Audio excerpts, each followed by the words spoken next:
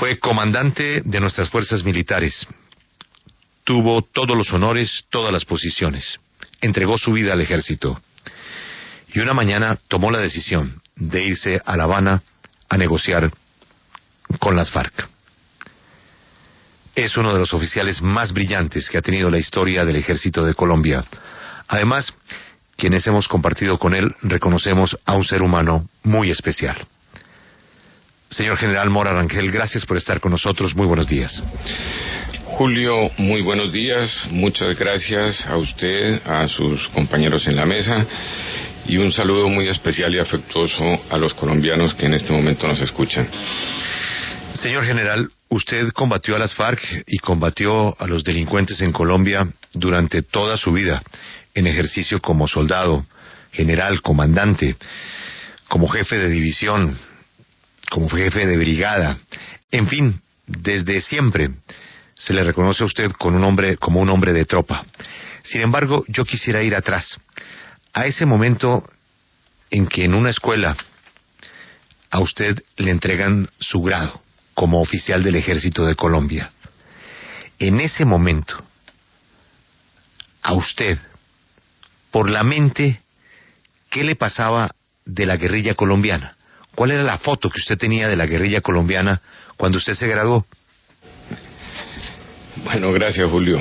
Vamos a recurrir a la memoria porque son muchos años. Yo me gradué en la escuela militar como oficial del Ejército de Colombia en el año de 1964. Y hay una coincidencia porque en 1964 nacieron las FARC como organización guerrillera. En su famosa conferencia inició su recorrido de la guerra contra la sociedad de los colombianos.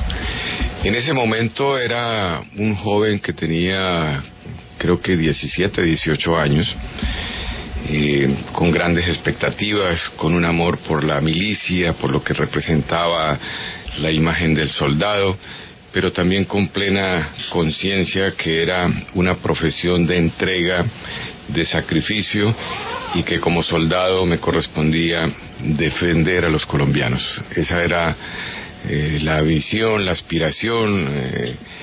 La milicia requiere de absoluta y total entrega, de convicción, de mucho sacrificio, y esa es la vida del soldado, Julio.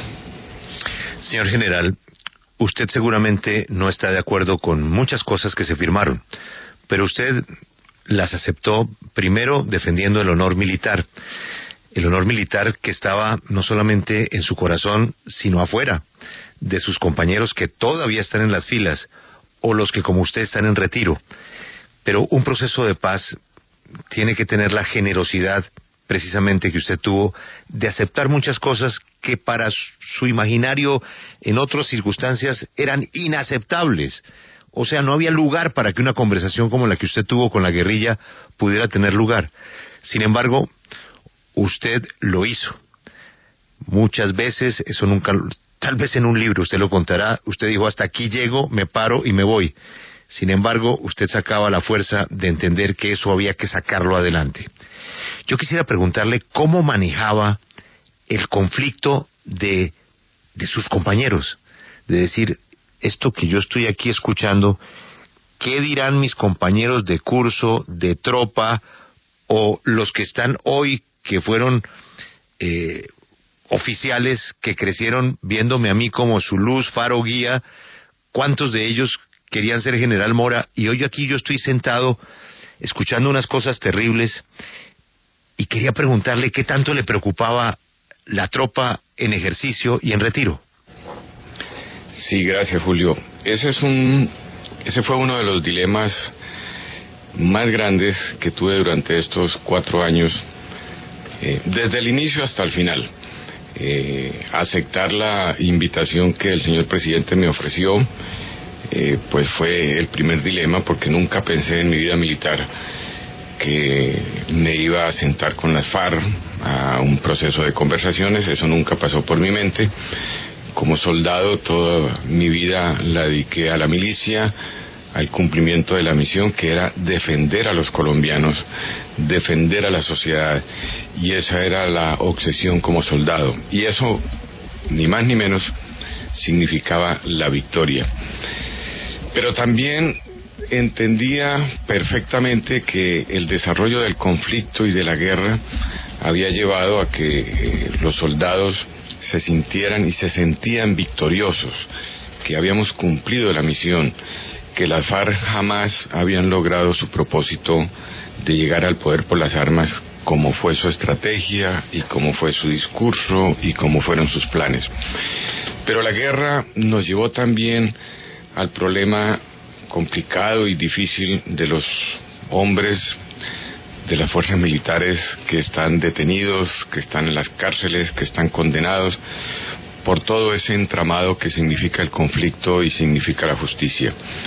Ese fue tal vez el mayor impulso, pensar en esos hombres que en medio de la guerra, lo que lleva al ser humano a estar metido en la guerra, a ver morir a sus compañeros, sentirse herido o minusválido, con la pérdida de parte de su cuerpo. La guerra lleva al ser humano a actuar en un momento dado en una forma que uno jamás pensaba. Y esos hombres y esos soldados que estaban en las cárceles militares me impulsaron a luchar por ellos, a llevarle la esperanza a esas familias, porque esos hombres que desafortunada y desgraciadamente están en las cárceles en este momento merecen que como parte del fin del conflicto y como delitos que ocurrieron dentro del conflicto y por el mismo conflicto, merezcan que se aplique la solución jurídica que en este momento contemplan los acuerdos. Señor general, usted ha sido muy respetuoso de las personas que no están de acuerdo con lo pactado, con lo firmado. Aquí hemos repetido una y otra vez que los que van a votar no, o piensan no, o están en desacuerdo, no son enemigos de la paz, son también soñadores de la paz, pero pues no les gusta el acuerdo y están en todo su derecho a no estar de acuerdo. Y usted ha sido aún más respetuoso con el gran promotor del no, que es el expresidente Uribe, que de alguna manera pues fue su comandante en jefe. Sin embargo, hoy desde afuera, escuchando todos estos titulares del mundo, nos asalta la misma pregunta: ¿por qué no pudimos hacer la paz en Colombia respetando las diferencias, en el desacuerdo? Pero vamos a llegar a un plebiscito, vamos a llegar a una paz en las FARC con un país dividido. ¿Por qué no se pudo, general? Sí, estas decisiones de ponerle fin a un conflicto o a una guerra, como se dice, son complejas, son difíciles. No todo las personas o los países o las sociedades comprometidas las aceptan y las entienden. Esa es la historia de la guerra y de los conflictos. Y llegar a un proceso de conversaciones, pues de hecho que uno encuentra una sociedad dividida después, más aún como le ha tocado a los colombianos sufrir tanto, más de 50 años viéndose afectado con todo lo que representa un conflicto como el nuestro, irregular, con métodos terroristas, con el secuestro, con la extorsión, con los ataques a los pueblos, toda la imagen que está en el imaginario de los colombianos, pues en un momento dado es difícil de aceptar que como parte y como producto de los acuerdos, en el caso nuestro que firmamos, pues hay necesidad de aceptar algunas circunstancias especiales para poder ponerle fin al conflicto. Entonces, yo creo que es normal que en un momento dado muchos de nuestros compatriotas no acepten, no entiendan el contenido de los acuerdos. Pero yo creo con toda la sinceridad, Julio, el acuerdo que se firmó en el día de ayer es un acuerdo que nos lleva a ponerle fin al conflicto. Es un acuerdo donde tuvimos que ceder algunas cosas.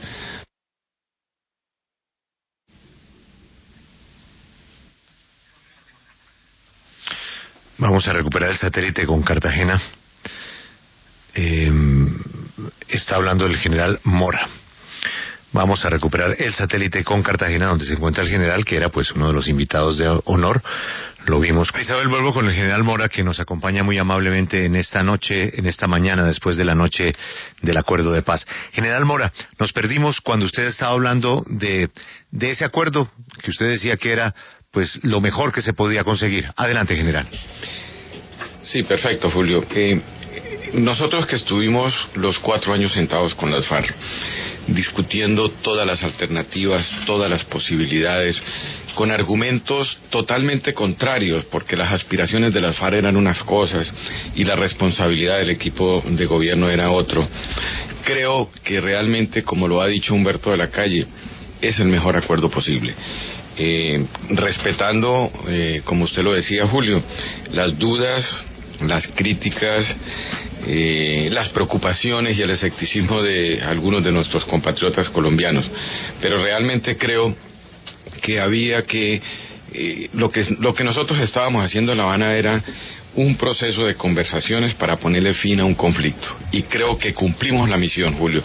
Le pusimos fin al conflicto con las FARC.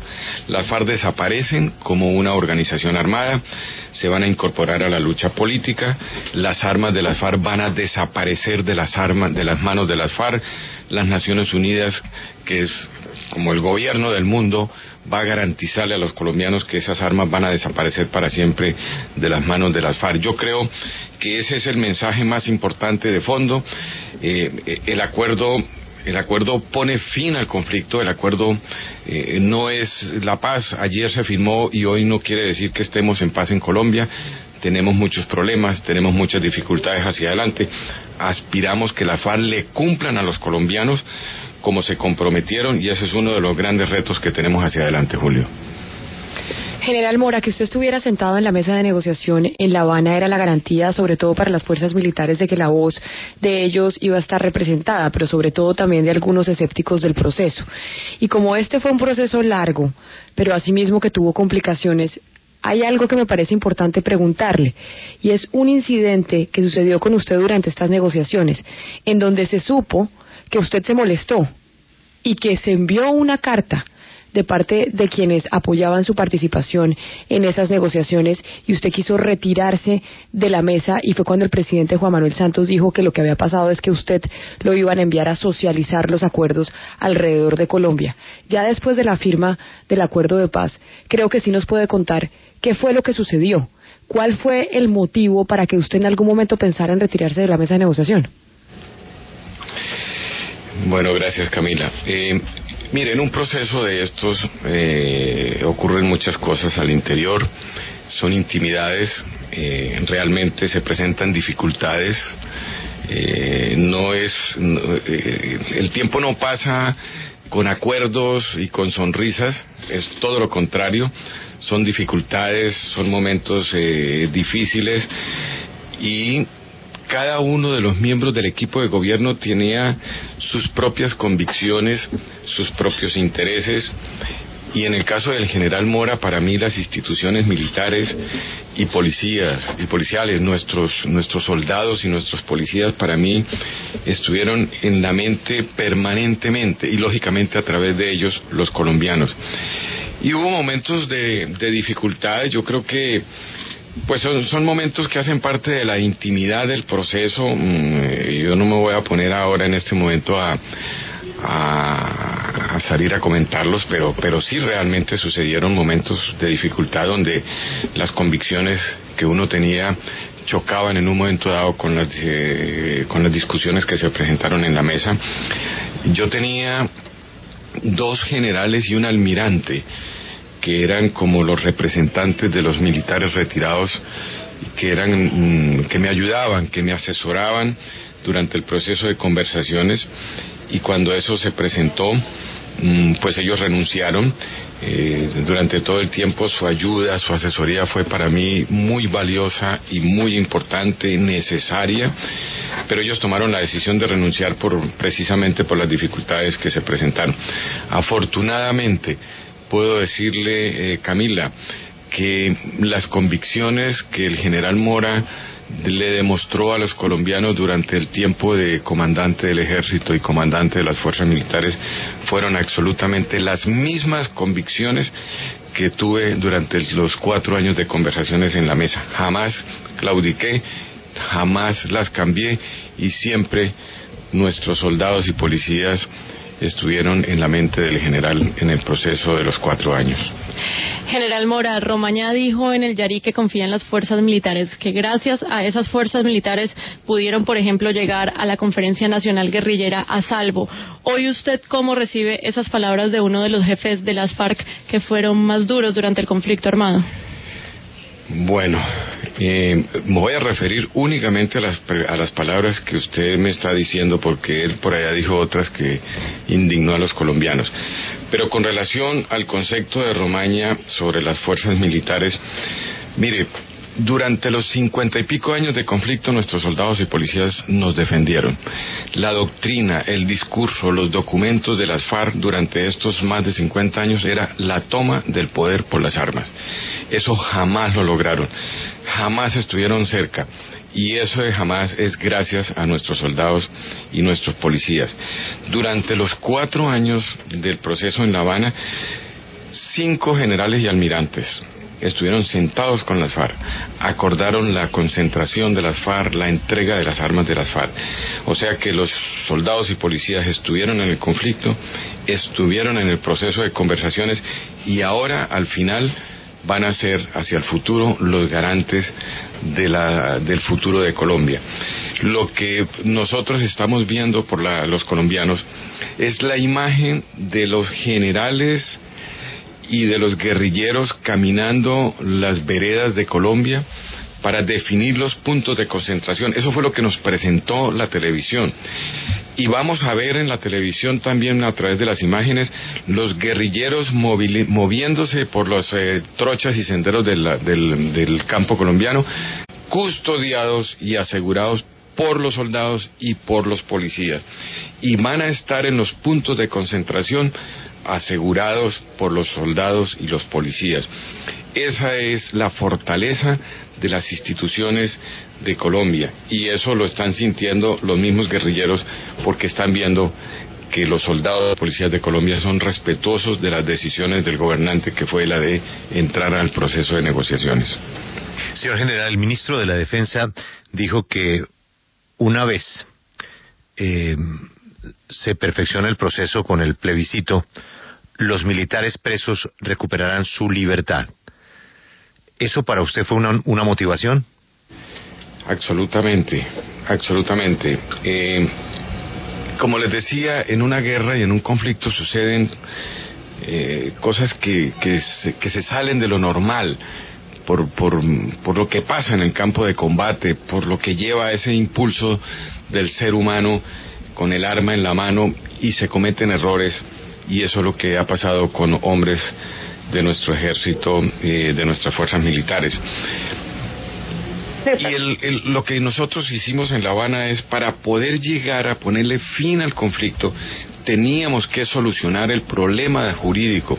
Si no hay solución al problema jurídico, es imposible que nosotros pongamos fin al conflicto.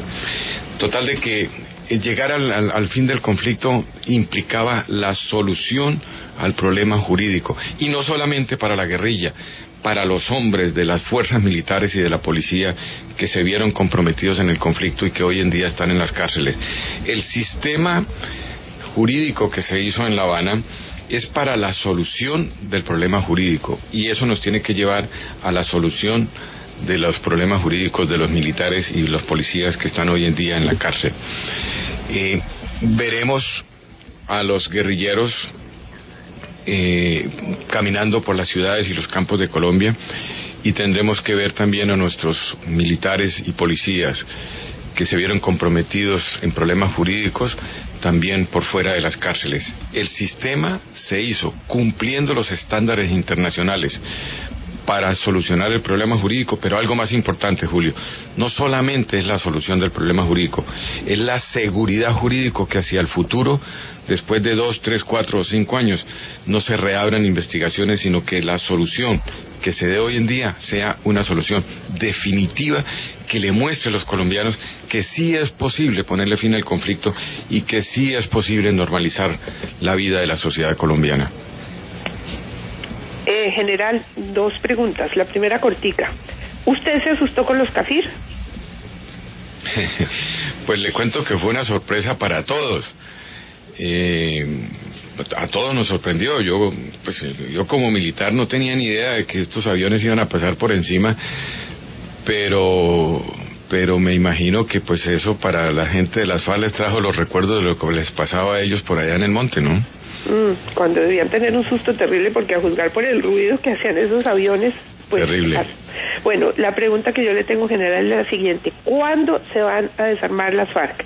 Porque pues hay un lío sobre la ley de amnistía, que si el Congreso la pasa ellos se desarman, que hasta que no la pase no se desarman. ¿Cuándo vamos a tener esos señores desarmados, general? Sí, gracias Marisabel. Mire, lo que contemplan los acuerdos es que a partir del día D, y el día D es lo que en este momento nos está trayendo un poquito de preocupación. El día D supuestamente se debe definir o se definió como el día de la firma. Eso es lo que dicen los acuerdos. Y la firma ocurrió ayer. Total de que el día D, para la cuenta de los días, debería empezar ayer. Las FARC están diciendo que para ellos es indispensable definir el tema de la amnistía. El tema de la amnistía es algo que debe ocurrir muy pronto, porque hace parte del acto legislativo o del famoso fast track que el gobierno debe presentarle al Congreso colombiano, y se deben expedir las diferentes leyes. Una de esas es la amnistía. Total de que eso nos puede llevar unos días. Lo cierto es que está pactado en los acuerdos que a partir del día de... A los 90 días, las FARC entregan el 30% de las armas a las Naciones Unidas. Después de que haya una entrega de un informe, de un balance del armamento de las FARC. A los 120 días entregan los otros 30%, y a los 150 días entregan el 40% para la totalidad del armamento de las FARC en manos de las Naciones Unidas. Y el día de 180, o sea, a los 6 meses, las Naciones Unidas se llevan ese armamento. Eso es lo que está pactado. Yo he dicho en algunas veces que me han invitado, que se corren riesgos, como han pasado y como ha sucedido en otros procesos en el mundo, donde las organizaciones guerrilleras dejan armamento escondido, guardado. Eso ha pasado en todos los procesos del mundo y no estamos exentos que a nosotros nos suceda. Aspiramos que las FARC, como se ha comprometido, le cumpla a los colombianos, pero las fuerzas militares y la policía saben de esos riesgos y ellos están tomando exactamente las medidas necesarias para que, si eso ocurra, podamos neutralizarlo y no afecte para nada el desarrollo del proceso y el fin del conflicto. General Mora, la semana anterior una congresista del Centro Democrático, para ser más precisos María Fernanda Cabal, salió a decir que los generales del ejército son unos vendidos y que además habrían recibido una prima de silencio para que no hablaran y no hicieran ningún tipo de comentario respecto a los acuerdos firmados en La Habana y que ayer fueron ya refrendados por el presidente y Timochenko. ¿Usted cree que sí hay una prima de silencio a los generales, que sí se ha pagado algo por parte del gobierno a los altos oficiales para que no digan nada y mantengan a las tropas contenidas? No.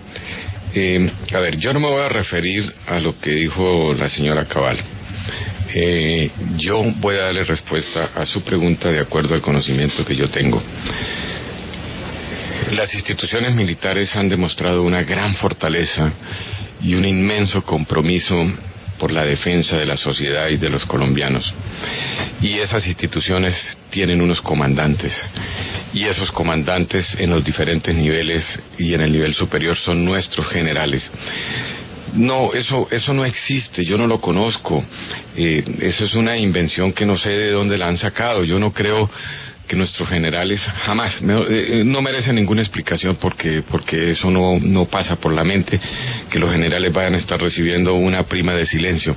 El mando y el liderazgo se sustenta en la autoridad moral, y nuestros generales tienen la suficiente autoridad moral para poder pararse al frente de sus soldados, exigirles, llevarlos a la guerra, que arriesguen su vida. Y eso no se hace con plata, eso no se hace con una prima, eso no se hace con dinero, eso se hace con compromiso, con honor, con entrega. Esos son nuestros generales, los que están liderando las instituciones, los que nos llevaron a la victoria, unos hombres que merecen respeto, que le han dedicado su vida a las instituciones. Eso no existe, yo no conozco en ningún momento. Además, eso es absurdo, eso es ofender la moral de unos hombres que han estado comprometidos con la defensa de la sociedad y que están liderando los hombres en la guerra. Los generales, cuando ellos dan una orden de una operación, ellos están llevando a esos hombres a arriesgar sus vidas, y para que esos hombres arriesguen su vida y se vayan a cumplir esa orden es porque creen en sus comandantes, porque tienen fe en ellos, porque son sus líderes, y eso no hace parte de la moral de unas instituciones y de unos hombres como nuestros generales que están al frente de la tropa con un inmenso compromiso. Los colombianos los conocen, los colombianos los ven en las divisiones, en las ciudades, en las brigadas, en los batallones, comandando a sus hombres con gran entrega, con gran sacrificio. Eso es absurdo decirlo, pero no me quiero referir a las declaraciones de la señora, simplemente es el sentimiento y lo que realmente sienten nuestros generales y nuestros soldados. General, durante esos 4 años, nosotros lo veíamos a usted entrar muy serio con un maletín. Cuando estaba sentado allá lo veíamos con unas gafas leer. Su uniforme fue casi siempre el mismo, una camisa blanca, un pantalón, por lo general un pantalón caqui, un pantalón oscuro, y nunca supimos de usted.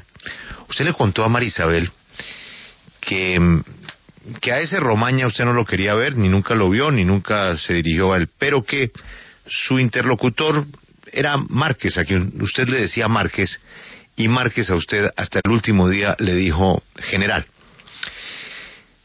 Durante 4 años de convivir con el enemigo, por decirlo de alguna manera, porque hasta ayer era el enemigo,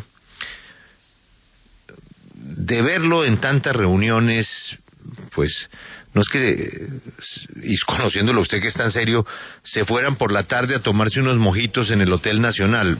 Eso ni más faltaba que llegara a suceder con usted. Pero al menos con Iván Márquez se llegó a establecer una relación más allá de los simples negociadores, no sé, de preguntarle por su familia, o usted preguntarle por la de él, o de pronto, si estaba de cumpleaños, decirle feliz cumpleaños. ¿O todo fue tan estricto en el caso suyo y riguroso que no hubo espacio para nada de guachafita? A ver, Julio, mire, 4 años de estar uno sentado con unas personas mirándolo de frente, y después de haber estado durante muchos años persiguiéndolo en cumplimiento de la misión, realmente lo lleva a uno a entender el ser humano. Pero la realidad es que no hubo jamás una familiaridad, tampoco pues nunca el equipo negociador se fue con los miembros de la FARC a tomar trago o alguna cosa, para nada. Fuimos todos muy respetuosos, mantuvimos la distancia que teníamos que mantener, pero efectivamente con Márquez hubo como una mayor posibilidad de hablar sobre diferentes puntos. Y aquí le voy a contar algo que hace parte de las anécdotas y que nunca lo he comentado. Ese maletín que usted dice que el general Mora llevaba en la mano y entraba y salía con el maletín, los de la FARC me decían: general, apague la grabadora. Le decía yo: pero ¿cuál grabadora, hombre? Me dijo: general, apague la grabadora. Ellos creían que yo en el maletín tenía una grabadora y grababa las conversaciones, una cosa absurda, pero eso hace parte de las anécdotas. Pero yo creo que sí hubo oportunidades donde compartimos momentos donde relatábamos las operaciones que se realizaban. En su momento Márquez fue comandante de un bloque de las FARC que se llamó el bloque José María Córdoba, que era tal vez uno de los bloques más grandes que tenía las FARC. Estaba en Urabá, en Antioquia, en todo ese sector de por allá, y allá hubo unos combates intensos, unos combates muy duros, unos combates con muchos muertos, desafortunadamente de parte y parte, y hubo oportunidades de compartir y de hablar sobre esas historias de la guerra y del conflicto. Y Márquez cada rato me decía, es que los helicópteros del general Mora en tal parte nos tuvieron así y nos persiguieron y esto. Y tal vez fue con el que más tuve oportunidad de hablar, siempre manteniendo, como le digo, la distancia que debíamos mantener, pero también con mucho respeto.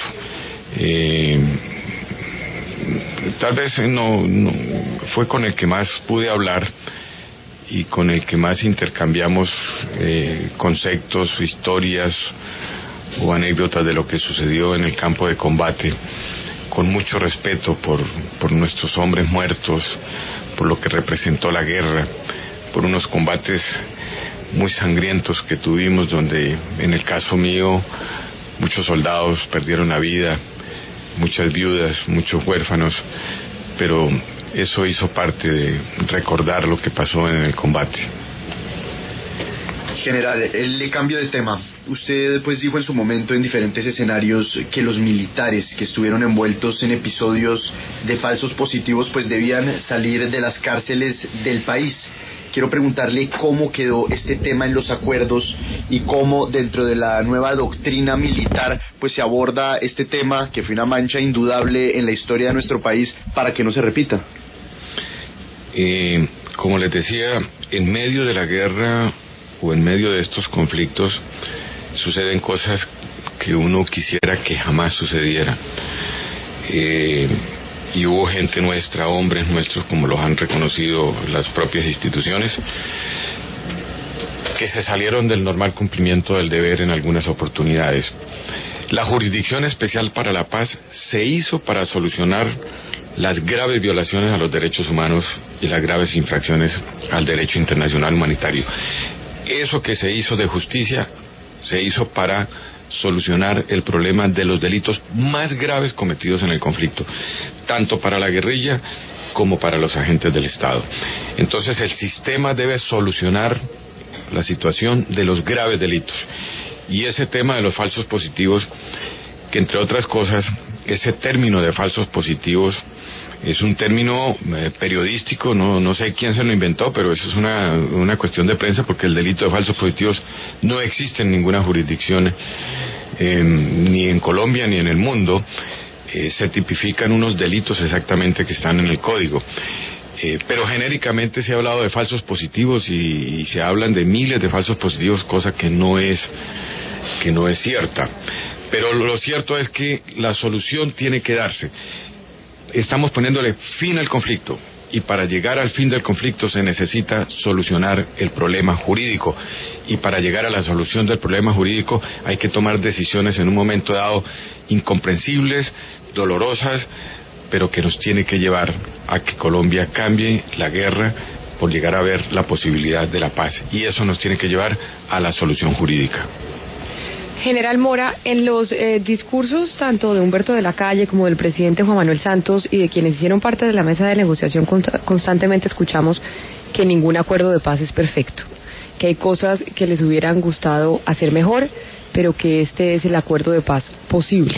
En su caso, en lo que a usted se refiere, ¿qué le cambiaría a usted al acuerdo? ¿Qué es lo que a usted no le gustó y le habría gustado hacer distinto? Yo creo que Bueno, pues es volver a repetir de que un acuerdo de estos no es perfecto. Hay muchas cosas que son posibles de mejorar, de corregir. Hay decisiones que hay que tomar y que en un momento dado esas decisiones son incomprensibles.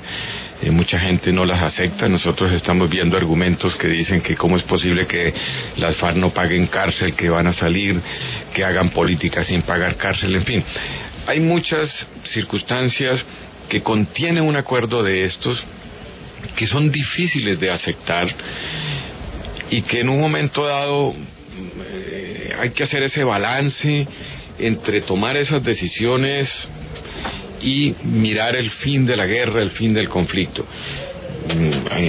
Yo creo que en medio de la imperfección del proceso o del acuerdo que nosotros tenemos, pues hay muchas cosas que de pronto podrían ser mejoradas. Habrá muchos colombianos que piensan que parte de los acuerdos son inaceptables, pero yo creo que en este momento, mirando el acuerdo en su conjunto, nos permite a nosotros lograr el objetivo final. El objetivo final es el fin del conflicto. Ese es el objetivo final. Y para llegar a ese objetivo final hay que, en un momento dado, aceptar unas circunstancias, aceptar unas decisiones que nos permite llegar al fin último, al mejor, al posible. Y lo que Colombia necesita es ponerle fin al conflicto, y eso lo logramos. Nosotros, utilizando un término militar, el equipo de gobierno cumplió la misión. ¿Y la misión cuál es? ¿O cuál fue? Ponerle fin al conflicto en Colombia con las FARC. Y eso es lo que en el día de ayer se firmó. General, así como el acuerdo tiene esos sapos por los que pregunta Camila, también es muy riguroso el acuerdo en el tema de las mentiras. Es decir, las FARC se comprometen a lo que se comprometen, y si no lo cumplen tendrán unas graves consecuencias para ellos. Pero hay un punto que le molesta mucho a la gente, y es escuchar que las FARC no tienen plata, que ellos no tienen plata. Pero ¿cómo es posible, dicen muchas personas, que el cartel más grande del mundo de droga no tenga plata? No, que es que la guerra cuesta mucho y que mantener 7,000 hombres cuesta mucho y que ellos no eran al final los que la recibían, sino que cobraban unas franquicias y unas multas y unos retenes, en fin. La pregunta es concreta, general. Ya se firmó, ¿pero usted sí cree que las FARC no tengan plata? No, yo sí creo que las FARC sí deben tener plata, claro que sí. Yo creo que eso está en la mente de los colombianos. Las FARC dicen que no tienen, que ellos todos sus dineros, en fin, lo invirtieron en la organización, pero pues en el caso concreto del desarrollo de la vida nacional, nos acordamos nosotros lo que pasó con la famosa huaca de los soldados por allá en el Caguán hace unos años, que inclusive dio motivo a una película, cuando por allá unos soldados en una patrulla por los lados del Caquetá, creo, o en el Huila, en el límite entre el Huila y el Caquetá, encontraron una caleta con miles de millones de pesos, y bueno, eso fue de conocimiento público. Las FARC han dicho que si las autoridades colombianas o inclusive las autoridades mundiales saben dónde está su dinero, que se lo lleven. Eso es lo que han manifestado en varias ocasiones, y entonces inclusive dicen, mire, ustedes que son tan amigos de la CIA y de la inteligencia en el mundo, hablen con esa inteligencia y díganle que busquen los dineros de las FARC y listo, y se lo llevan. Pero lo cierto es que entiendo que en unas declaraciones en Colombia, los jueces de la República tienen unos bienes de las FARC ya listos para confiscar, en terrenos, fincas, en el Meta, en el Caquetá, en fin, que representan un número importante de hectáreas y que son bienes supuestamente de las FARC según la justicia, y que todo eso va a ser confiscado. Y está el esfuerzo que deben hacer las instituciones colombianas, la policía, la inteligencia, para buscar dónde están los dineros de las FARC, y absolutamente todos los dineros de las FARC y todos los bienes de las FARC, que como ellos han dicho que no tienen, entonces todo lo que la justicia y la inteligencia encuentre tiene y debe ser confiscada. Señor general, esa es la penúltima pregunta, porque yo creo que usted, mejor que nadie o más que nadie, merece que no lo molestemos más y un reencuentro con su familia, que lo ha extrañado estos 4 años, y un poco de paz y tranquilidad. General Mora, en esta penúltima pregunta quiero ir a unas cuentas que también hacen parte de las válidas preocupaciones de quienes objetan los puntos del acuerdo. El costo. Dicen de lo que va a costar devolver a la guerrilla, a la institucionalidad, a que vuelvan a hacer productivo el campo, esa revolución agraria que tiene el acuerdo, y por supuesto la manera como se van a tener que subsidiar mientras que se restablece su vida normal. Un día de Colombia en guerra vale 22.000 millones de pesos. Hay quienes dicen que el acuerdo con un mes de Colombia en paz se llega a pagar. Yo no sé mucho de eso, ni conozco las cifras exactas, pero sí me sé una cifra porque la estuve investigando para un libro en el que usted gentilmente me ayudó, que fue el Plan Colombia. Si en 15 años el Plan Colombia le ha dado a Colombia en apoyo logístico, en inteligencia, en helicópteros, unos nuevos, otros no tan nuevos, en dinero, 10.000 millones de dólares. Eso quiere decir que en los últimos 15 años Colombia ha puesto por cada dólar 10 dólares. Es decir, que Colombia ha puesto 100.000 millones de dólares en esta guerra. General Mora, estoy hablándole de 110.000 millones de dólares en los últimos 15 años. ¿Valió la pena? Claro que valió la pena, porque lo que sucedió en el país fue una organización como las FARC y como otras que han existido, porque no es solamente las FARC. Acuérdense que nosotros hemos tenido aquí en Colombia 6 procesos de fin del conflicto. 6, Julio, 6 procesos de fin del conflicto con organizaciones guerrilleras en estos últimos 50 años. Le pusimos fin al proceso con el M-19, le pusimos fin al proceso con el EPL, le pusimos fin al proceso con un grupo importante del ELN, con un grupo que se llamó Quintín Lame, con otro grupo que se llamó el Partido Revolucionario de los Trabajadores, y con las paramilitares de defensa. 6 procesos con 6 organizaciones que le declararon la guerra a los colombianos, que nos estaban matando a los campesinos, que nos estaban secuestrando, y 5 intentos de fin del conflicto con la FARC. O sea que lo que hemos estado nosotros invirtiendo en un largo y doloroso proceso donde una serie de organizaciones le decretaron la guerra a los colombianos.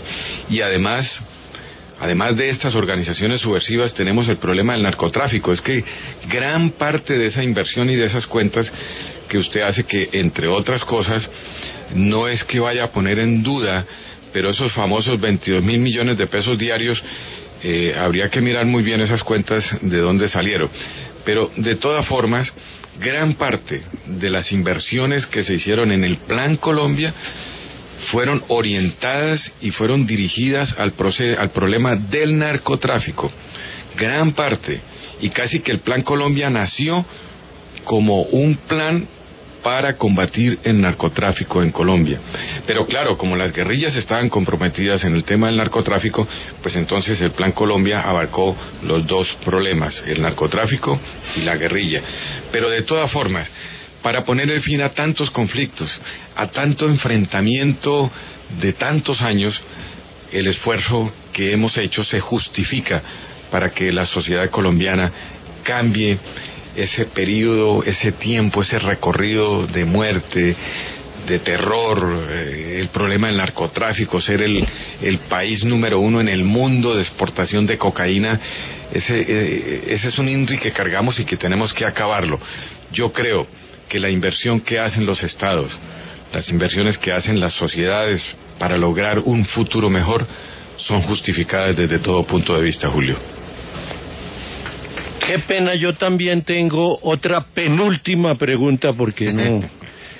Y advierto que no soy objetivo porque tengo una admiración muy firme del general Mora y de su elegante y encantadora esposa, porque trabajé con ellos en el gobierno y sé de lo duro, en la mejor expresión, de lo que es un militar colombiano.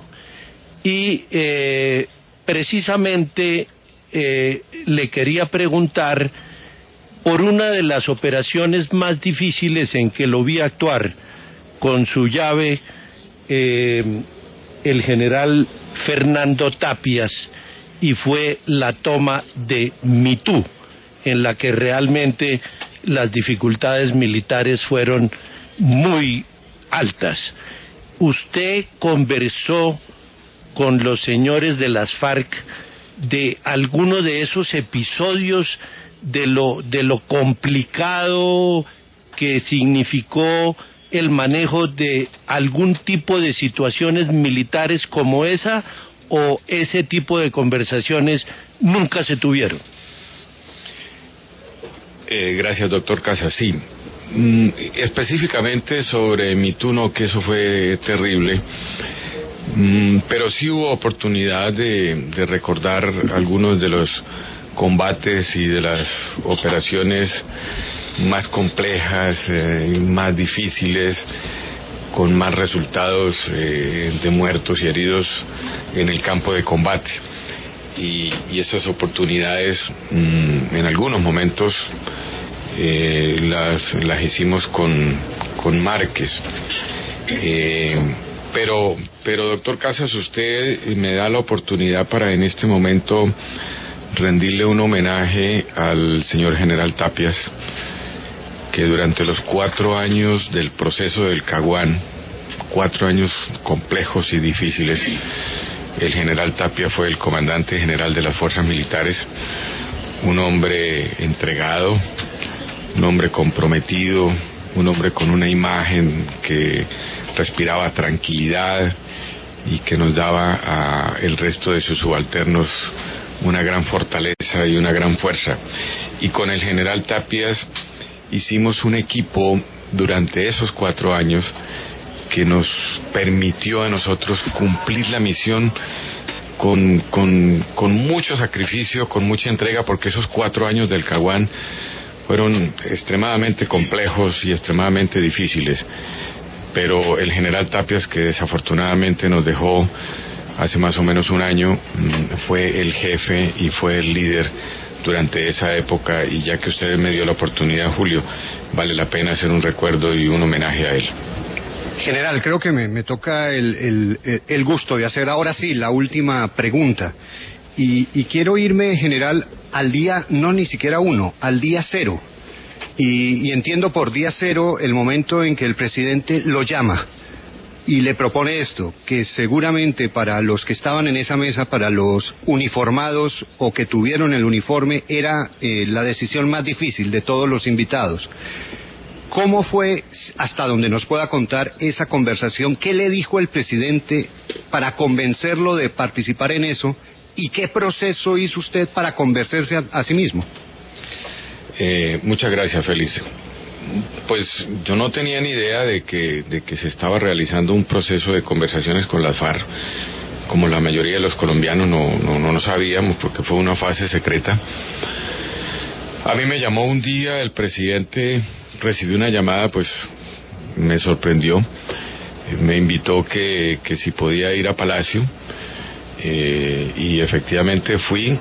Cuando yo llegué a la oficina del presidente me encontré que ahí estaba el doctor Humberto de la Calle, y entonces el presidente me informó pues que se había realizado un proceso, que se había logrado firmar con la FARC el inicio de unas conversaciones, y que quería que yo hiciera parte del equipo.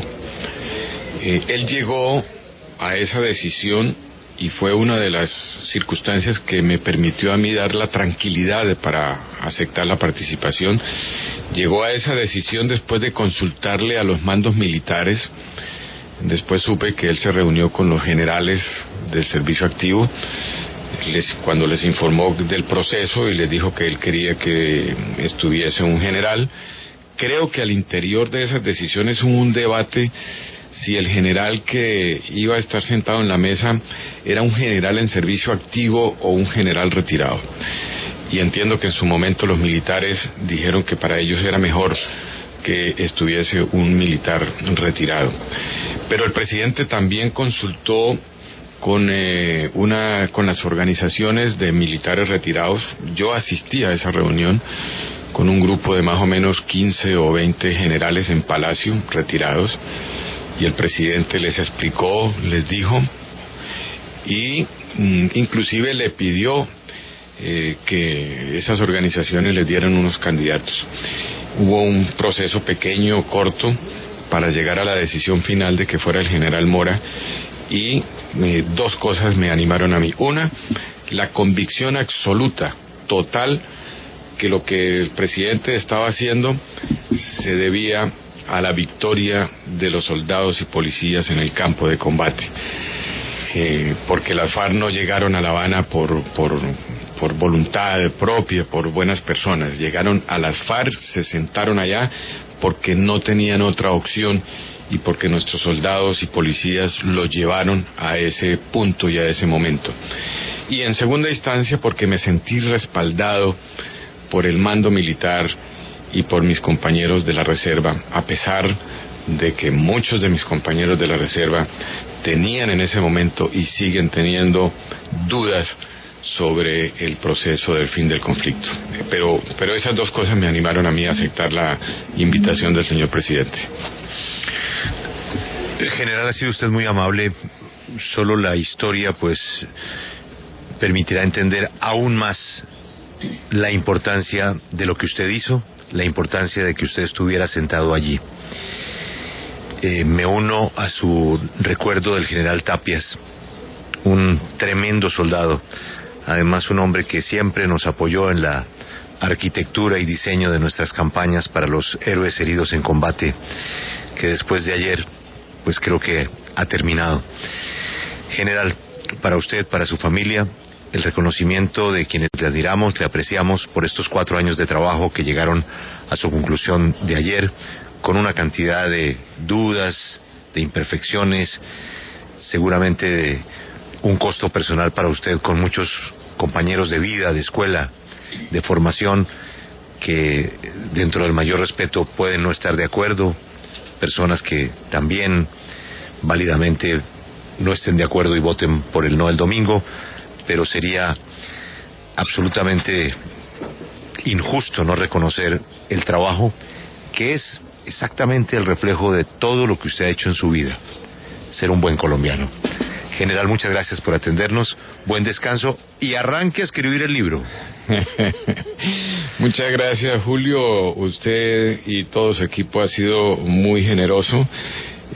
Simplemente quiero decirle a los colombianos para finalizar que el equipo de gobierno que estuvo 4 años sentado en la mesa de La Habana, solamente tuvimos un solo interés: llegar a un acuerdo pensando en la solución para los colombianos.